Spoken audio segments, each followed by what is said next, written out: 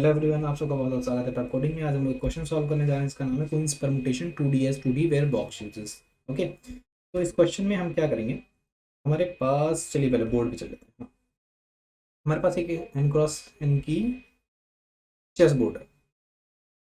N को 4 मान लेते हैं, तो 4x4 का एक चेस बोर्ड है और हमें उसमें एन क्वींस प्लेस करनी है, मतलब 4 क्वींस प्लेस करनी है। ठीक है, तो ये बोर्ड है, हमारे पास क्वींस 4 हैं और सारी क्वींस डिस्टिंक्ट हैं। ठीक है, तो क्वींस क्या है, क्वींस 1, क्वीन 2, क्वीन 3 और क्वीन 4। क्वीन 4, ठीक है, ये 4 क्वीन हमें इसके अंदर प्लेस करनी है और इसका परमुटेशन कितने वेज हो सकते हैं हमें प्रिंट करना है। ठीक है, तो जैसे कि हम जानते हैं हमारे पास ऑप्शन कितने हैं, 16 और 16 हमारा आंसर होगा। ठीक है, तो चलिए पहले एक छोटे प्रॉब्लम के लिए बात करते हैं, एक फास्ट रिकैप देते हैं पिछले क्वेश्चन का जो हमने किया हुआ है। उसमें क्या किया था कि ऐसा था, हमारे पास 3 बॉक्सेस थे। ठीक है, और 2 डिस्टिंक्ट आइटम्स थे, I1 और I2। ठीक है, तो हमें क्या करना था, इन 2 आइटम्स को इसमें प्लेस करना था। हमारे पास पॉसिबिलिटी क्या थी कि हम 3 बॉक्स है, ठीक है, तो 1 2 3, 1 2 3, 2 3, हमारा आंसर क्या बन रहा था, 3p2। ठीक है, वही सेम 3 फैक्टोरियल बाई 1 फैक्टोरियल, तो 3 into 2 is equal to 6। 6 possibility बन रही थी। कौन कौन सी, आइए देख लेते हैं। पहला था 1 को यहाँ प्लेस करो, 2 को यहाँ प्लेस करो, 1 को यहाँ प्लेस करो, 2 को यहाँ प्लेस करो और 1 यहाँ 2 यहाँ। दूसरी क्या थी, 2 को यहाँ, 1 को यहाँ, 2 को यहाँ, 1 को यहाँ, 2 यहाँ और 1 यहाँ। तो ये 6 परमुटेशंस बन रही थी। ठीक है, तो ये हमारे छोटे प्रॉब्लम के लिए था। ये हमारी प्रॉब्लम से कैसे रिलेट है, अब चलिए पहले इसके लिए एक ट्री डायग्राम से समझते हैं, उसके बाद इसको अपने को प्रॉब्लम से रिलेट कर लेंगे। ठीक है, तो थोड़ी सी जगह बनाते हैं अपने लिए।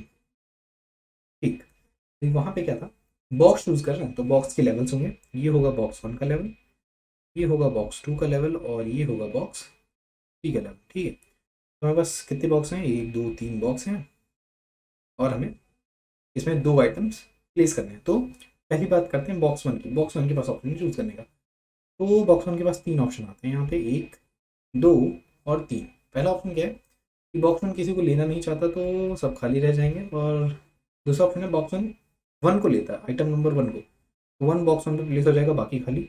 और तो अगर 2 को लेता है तो 2 प्लेस हो जाएगा, बाकी खाली। ठीक है, आगे बढ़ते हैं। अब यहाँ पे बॉक्स 2 के पास ऑप्शन है, बॉक्स 2 के पास वापस से 3 ऑप्शन है, 1 2 और 3। पहला ऑप्शन किसी को नहीं लेगा तो सब खाली, और अगर वो 1 को ले लेता है तो 1 आ जाएगा उसकी जगह पे और बाकी खाली। ठीक है, और अगर 2 को लेता है तो डैश 2 डैश। ठीक है, तो ये आ जाएगा। ये भी यहाँ की बात करते हैं, इसके पास कितने ऑप्शन है, इसके पास एक्चुअली में 2 ऑप्शन है। देखिए क्यों, एक तो है कि किसी को नहीं लेगा, अगर किसी को नहीं लेता तो ये 1 डैश डैश रह जाएगा। दूसरा ऑप्शन है सॉरी, ये 2 को ले सकता है क्योंकि 1 ऑलरेडी सेलेक्टेड है, तो 1 को दोबारा नहीं ले सकता। ठीक है, तो अगला ऑप्शन हो सकता है 1 2 डैश। ये हमारा दूसरा ऑप्शन था इसके लिए। ठीक है, आइए इसके लिए बॉक्स 2 की सिलेक्शन की बात करते हैं। इसके पास 2 है तो इसके पास एक ऑप्शन है कि कोई ना है, ये 2 डैश डैश रह जाएंगे, और दूसरा ऑप्शन इसके पास 1 है क्योंकि 2 नहीं सेलेक्ट हो सकता क्योंकि 2 ऑलरेडी सेलेक्टेड है। ठीक है, तो अगला ऑप्शन है कि 2 1 डैश आ जाए, केवल 1 आ सकता है, यही ऑप्शन है। ठीक है, आगे बढ़ते हैं। ये बॉक्स 3 के लेवल पे पहुंच चुके हैं, बॉक्स 3 के पास ऑप्शन है चूज करने का। ठीक है, थोड़ा स्पेस शिफ्ट करते हैं सॉरी, तो यहाँ पे क्या है, इसके पास फिर से 3 ऑप्शन है कि ये 1 को ले, 2 को ले या किसी को नहीं ले। अगर किसी को नहीं लेगा तो डैश डैश डैश, 1 को लेता है तो डैश डैश 1, 2 को लेता है तो dash dash 2, dash dash 2। Right, अब बात करते हैं इसके बारे में। इसके पास 2 ऑप्शन है, या तो किसी को नहीं लेगा या तो ये 2 को लेगा क्योंकि 1 ऑलरेडी सेलेक्टेड है। ठीक है, तो डैश 1 डैश, अगर किसी को नहीं लेता और 2 को लेता है तो डैश 1 2। हो गया, आगे बढ़ते हैं। इसके पास वापस से 2 ऑप्शन, किसी को नहीं लेगा, किसी को नहीं लेगा तो डैश 2 डैश, अगर किसी को लेता है मतलब 1 को लेता है तो डैश 2 1। ये हो गया। ठीक है, अब इसकी बात करते हैं, इसकी बात थोड़ा निकल के करते हैं यहाँ में। इसके बाद भी 2 ऑप्शन है। पहला ऑप्शन, ये किसी को ना ले, अगर ये किसी को नहीं लेगा तो 1 डैश डैश रह जाएगा, और अगर किसी को लेता है मतलब 2 को तो ये हो जाएगा 1 डैश 2। राइट, ठीक है, आगे बढ़ते हैं, इसकी बात करते हैं। इसके पास भी एक ही ऑप्शन है क्योंकि दोनों ऑलरेडी सेलेक्ट हो चुके हैं, तो 1 2 डैश ही रहने वाला है। आगे बढ़ते हैं, इसकी बात करते हैं। तो इसके पास एक ऑप्शन क्या है कि किसी को ना ले, और अगर ये किसी को नहीं लेता ये रह जाएगा 2 डैश डैश, और अगर ये 1 को ले लेता है तो ये हो जाएगा 2-1, राइट। ठीक है, अब आते हैं इस आखिरी वाले के लिए बात करते हैं। इसके पास कितने ऑप्शन? एक भी नहीं, क्योंकि 2-1 ऑलरेडी सिलेक्टेड है, तो ये हो जाएगा 2-1 डैश। आइए देखते हैं हमारे पास आंसर्स कितने आए। ठीक है, तो देखिए हमारे आंसर कितने थे, 2 डिस्टिंक्ट आइटम को सेलेक्ट करके बॉक्स में रखने के, तो मतलब जितने हमने अगर जहाँ पे 2 रखे होंगे वही हमारा आंसर है। ठीक है, तो ये तो सब बेकार है हमारे लिए।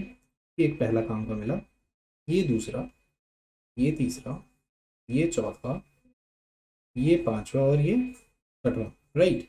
तो ये 6 हमारे आंसर्स हैं। ठीक है, ये काम हो गया। तो ऐसा ही सेम ऐसा ही सेम प्रॉब्लम है जो हमें इस बार करना है, बस थोड़ा सा अलग है, थोड़ा सा, ज़्यादा नहीं। देखिए वहाँ पे क्या था, रुकिए रुकिए इसको थोड़ा सा साइड कर लेते हैं। ठीक है, आप किनारे चलिए, रेफरेंस के लिए हम आपको देखते रहेंगे। बहुत बढ़िया। वहाँ क्या था, हमारे पास 3 बॉक्स थे और हमें 2 डिस्टिंक्ट आइटम सेलेक्ट करने थे। ठीक है, ये प्रॉब्लम भी वैसे ही कुछ है कि हमारे पास अगर हम 4x4 वाले अपने चेस की बात करें तो 16 ऑप्शन हैं, क्योंकि उसमें 16 बॉक्सेस हैं, और प्लेस हमें कितनी करनी है, 4 क्वींस, 4 डिस्टिंक्ट क्वींस। तो ये क्वेश्चन कहीं ना कहीं सेम है। ठीक है, तो समझ रहे हैं आप चीज़ों को, बहुत बढ़िया। तो हमारे पास, मैं आपको ड्रॉ करके दिखा देता हूँ, ये हमारा चेस बोर्ड है। ठीक है, इसमें ऑप्शन कितने हैं, 14, और हमें 4 क्वींस प्लेस करनी है, Q1, Q2, Q3 और Q4, राइट। चलिए अब थोड़ा सा लॉजिक की बात कर लेते हैं, क्या होने वाला है। सबसे पहले इस बोर्ड के लिए डिस्कस करेंगे कि इस बॉक्स के लिए डिस्कस करेंगे, यहाँ पे कोई रखनी है, नहीं रखनी है, रखनी है तो कौन सी रखनी है। ठीक है, 3 ऑप्शन। फिर अगले बॉक्स के लिए सेम चीज़ फिर अगले बॉक्स के लिए सेम चीज़, अगले बॉक्स के लिए सेम चीज़, राइट। ऐसा हम करते जाएंगे एंड तक के लिए। बट ट्रैवर्स करते टाइम हमें किसी चीज़ का ध्यान रखना है। वो चीज़ क्या है, वो ये है कि अगर हम लास्ट कॉलम पे पहुंच गए ना पहली रो पे, तो फिर हम यहाँ से स्टार्ट करेंगे। यहाँ आने का मतलब है अगर हम कॉलम के लास्ट में हैं तो हमें नेक्स्ट रो पे जंप करना है और कॉलम हमारा वापस से 0 हो जाएगा, ये पहली चीज़। और अगर हम लास्ट में नहीं है तो क्या होगा, हमारा कॉलम एक एक करके बढ़ता रहेगा। ठीक है, तो इसका ध्यान रखना है हमें ट्रैवर्स करने के लिए। तो चलिए अब एडिटर पे चलते हैं और इस प्रॉब्लम को कोड करने की कोशिश करते हैं। ठीक है, तो ये रहा हमारा प्यारा एडिटर। अब चलिए इस पर कोड करते हैं। ठीक है, तो पहली चीज़, ट्रैवर्स करने वाली चीज़ को हैंडल कर लेते हैं। एक न्यू रो बना लेते हैं, इनिशियल वैल्यू 0 दे देते हैं। एक न्यू कॉलम बना लेते हैं, इनिशियल वैल्यू 0 दे देते हैं। ठीक है, इतना डन है। अब आगे क्या होने वाला है, ठीक है सॉरी, देखिए अगर जो हमारा कॉलम हमें मिला है, देखिए हमारे पास यहाँ कॉलम और रो गिवन है। ठीक है, ये टोटल नंबर ऑफ क्वीन है, ये क्वीन प्लेस सो फार है, जो हमने अभी तक क्वींस प्लेस कर दी है। देखिए इसीलिए स्टार्टिंग वैल्यू 0 दी है, क्योंकि हमने अभी तक कोई क्वीन प्लेस नहीं किया। ठीक है, तो ये ट्रैवर्स की बात करते हैं। अगर हमारा कॉलम बराबर होता है टोटल क्यूज -1 के, ठीक है, तो क्या होगा, जो हमारा अगला कॉलम होने वाला है, मतलब जो हमारा अगला कॉलम होगा वो 0 हो जाएगा और हमारी रो आगे शिफ्ट हो जाएगी, राइट। ठीक है, तो ये देखते हैं। तो इस कंडीशन में हमारा जो न्यू रो है वो हो जाएगा रो +1। अगली रो में जंप करना भूलिएगा नहीं। ठीक है, साथ साथ चलते रहेंगे। अगला कॉलम क्या हो जाएगा, 0, राइट। आइए इस कंडीशन की बात करते हैं। दूसरे कंडीशन में क्या था, हमारा कॉलम 1 से बढ़ता जा रहा था, रो सेम थी, तो न्यू रो के बराबर रहेगी और नया कॉलम हमारा पुराने कॉलम के 1 बढ़ जाएगा। ठीक है, कितना काम हो जाएगा। ट्रैवर्सिंग तो हमने इससे हैंडल कर लिया। अब देखते हैं क्या करना। देखिए इसके बाद हमें ट्रैवर्स करना है सारी क्वीन पे, समझ रहे हैं, क्योंकि हमें सारी क्वीन प्लेस करनी है ना, तो एक एक को पकड़ के प्लेस करेंगे। ये रही मेरी पहली क्वीन, ये लो, ये रही दूसरी, ये लो। ठीक है, तो ट्रैवर्स करना शुरू करते हैं। डाई इक्वल्स टू 0 कब तक, जब तक हमारी सारी क्वींस प्लेस नहीं हो जाए। ठीक है, घबराने की कोई बात नहीं। ठीक है, हो गया, इस लूप के अंदर आ गया। तो हम उसको प्लेस करने से पहले चेक करेंगे ऑलरेडी प्लेस तो नहीं है। ठीक है, उसके लिए हमने यहाँ पे एक वेक्टर ले लिया है बूलियन। तो इससे क्या होगा, इससे हमें पता चल जाएगा कि वो ऑलरेडी प्लेस्ड है कि नहीं। ठीक है, तो अगर हमारा जो क्वींस है उसका जो ith हमारे पास वैल्यू है, मतलब कि हमारी जो क्वीन है गिवन, ठीक है, वो क्या है, प्लेस्ड होती है। प्लेस होगी तो ट्रू आएगा, नहीं प्लेस है तो फॉल्स आएगा। तो अगर वो फॉल्स हुई इसका मतलब कभी वो प्लेस नहीं। राइट। तो अगर वो प्लेस नहीं है तो हम क्या करेंगे, पहले उसको प्लेस करेंगे, ठीक है। तो queens r equals to two two कर दिया। देखिए, और बैक ट्रैक करते टाइम ध्यान रखें कि हमें उसे फॉल्स भी करना है, ठीक है। कितना काम हो गया, इसके अंदर हम क्या करेंगे, अपनी रिकर्सिव कॉल लगाएंगे।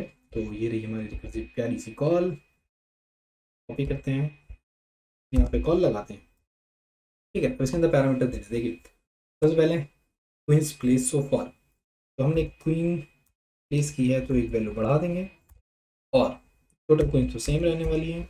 Number of row new row, number of column new columns.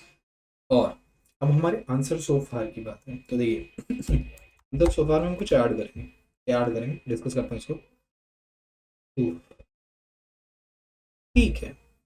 और आगे है हमारे क्वींस, ठीक है। कॉल लग चुकी है, अब डिस्कस करते हैं हम ऐड क्या करेंगे। देखिए हम ऐड करेंगे कौन सी क्वीन हमने प्लेस की, तो सबसे पहले बिना घबराए क्वीगो हमने प्लेस कर दिया, ठीक है।